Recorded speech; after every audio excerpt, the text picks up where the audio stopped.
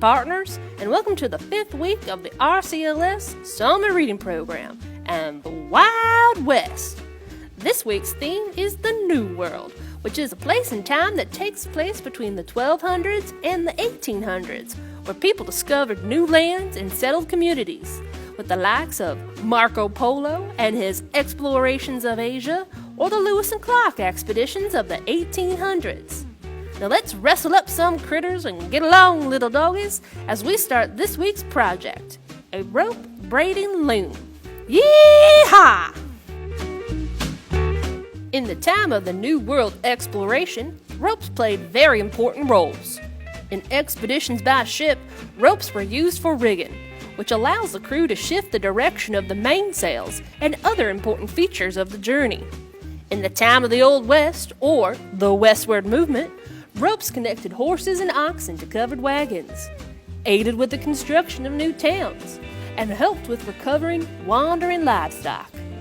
During this time, the use of ropes also brought entertainment in the form of Wild West shows put on by the likes of Buffalo Bill Cody in the 1800s or Jack Burroughs in the early 1900s. Trick ropers, as they are called, would showcase their talents by roping targets in a variety of situations, such as roping a stallion to ride. Texas Jack Omohondo, a former Army Scout turned performer, first introduced stage roping during the performances of Buffalo Bill's Scouts of the Prairie show. So what is rope? Rope is a number of yarns and fibers that are twisted and braided together that strengthen its form. In the Old West, rope was usually made from rawhide, hemp, cotton, and even agave fiber. Today, ropes are made with a variety of natural and synthetic fibers.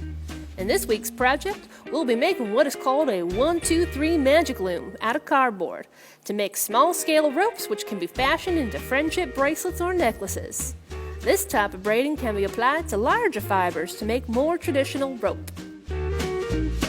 Inside your kit, you will have received one magic loom template, one square piece of cardboard, and 7 strands of embroidery thread.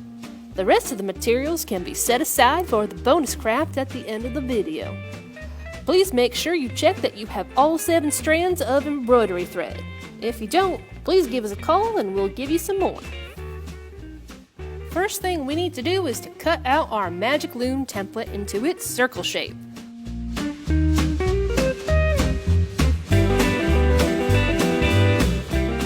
Once you finish cutting out your magic loom template, find a pencil and carefully trace your template shape onto the piece of cardboard.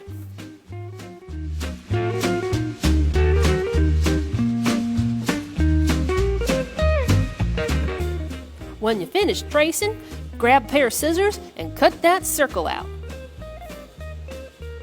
Once you finish cutting your template and your cardboard, you're going to find a glue stick and apply the glue to your cardboard.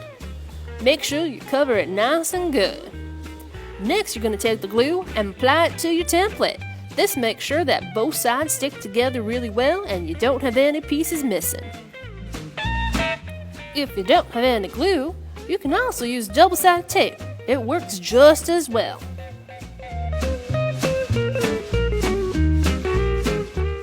Now that both pieces are together, take your scissors and make a 1/2-inch cut at each line. This is just to make sure that when you put your embroidery thread through, it sticks in the little notch.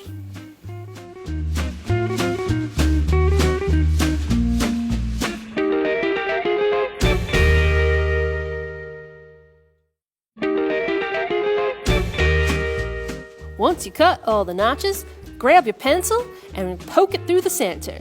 You want to drill it nice and clear through so your thread can fit through the opening.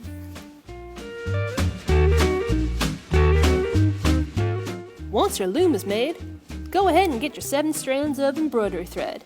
Every kit received 48 inches of this thread, which can be made shorter for bracelets or kept longer for a necklace. In this video, my thread is 28 inches long. Once you have your thread at the desired length, you're going to want to knot it together. You can either make a regular slip knot, or, as I make in the video, a loop knot, which will allow you to take your bracelet off.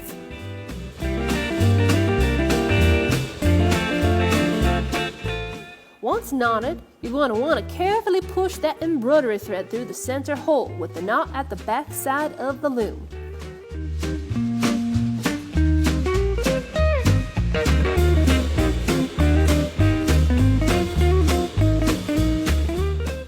Now it's time to place the thread on the loom. You'll notice that there are numbers on the template. For this project, skip the number 1 spot and place your first thread in the number 2 spot. Place another in the number 3, and so on until every other notch has a thread in it, except for number 1.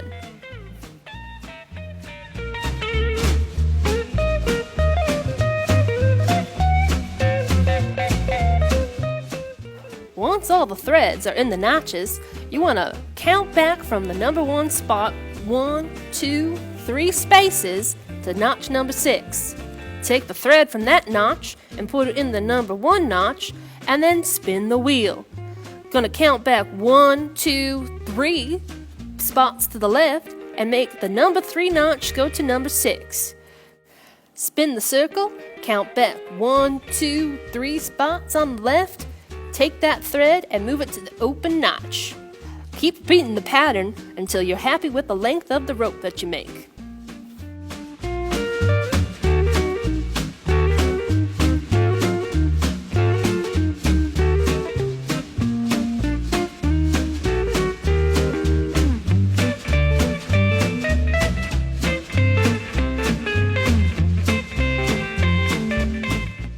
Once you reach your desired length, you're going to want to make sure you take all your threads out of the notches and carefully pull your rope through. Once your rope clears the loom, carefully knot off the end, and then you'll be able to attach it to your neck or to your wrist.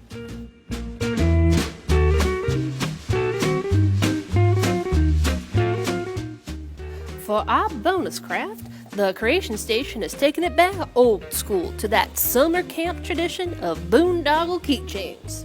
These were classic staples to the summer camp crafts, where makers take plastic lacings and braid them together to create radical keychains. Here's a quick overview of how to make a square and twisted boondoggle design. The first pattern is going to be our square pattern.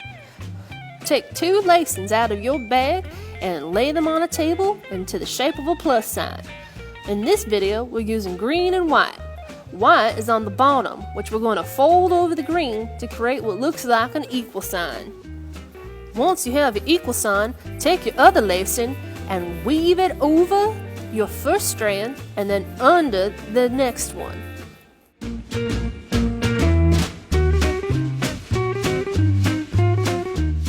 You want to make sure that your lacings are nice and straight, so you'll be doing a lot of twisting. Next, take the other strand and weave it over the closest strand and under the one farthest away from it. Once you do that, you're going to pull your lacings nice and tight. By pulling it tight, you're going to start seeing the square pattern emerge.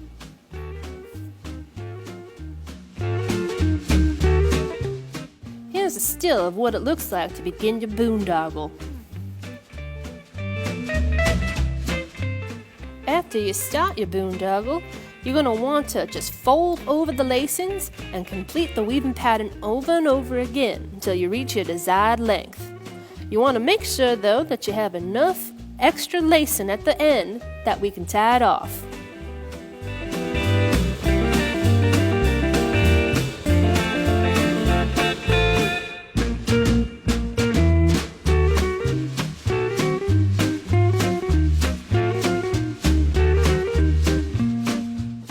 Once you're finished with your boondoggle weaving, you want to make sure that you tie it off and add a clip to it. We'll show you how to do that at the end. But first, we're going to show you how to make a twisted or round pattern. For the twisted boondoggle design, you're going to start off by making a plus sign again and make your first weave just like the square one. You're going to fold it over and weave it in and out. But on the second step, you're going to fold over your equal sign in a diagonal direction and weave in a diagonal way as well. So you're going to go from one corner to the other and then pull tight. What this is going to do is it's going to move your boondoggle in a half-step direction. So instead of being square shaped, it's going to twist around into a round pattern.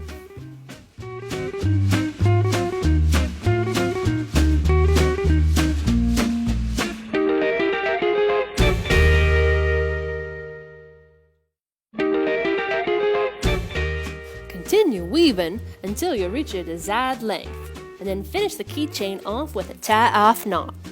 Once you finish your boondoggle, you can attach your keyring or clip. Now, here we are, we're going to show you how to tie off your boondoggle. What you're going to do is you're going to make your last weaving pattern, but you're not going to pull your lacings tight. You're going to leave them nice and loose. With these loose lacings, you'll be able to fold them underneath each other in order to tie off. So what you'll do is you'll take one lacing, bring it around the left side and fold it underneath itself. And you're just going to keep going around in a circle. So you see I went teal under teal, purple under purple, teal under teal, and then purple under purple.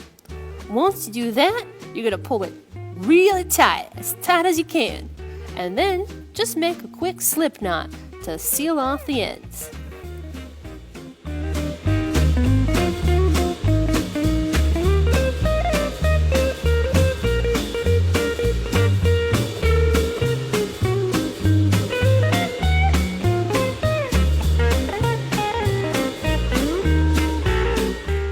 Now your lacings might not be equal, so go ahead and snip off the ends.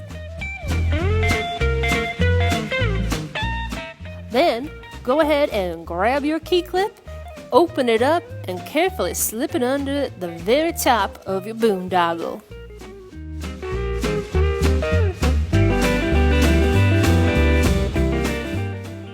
Well, partners, we've reached the end of our craft for this week.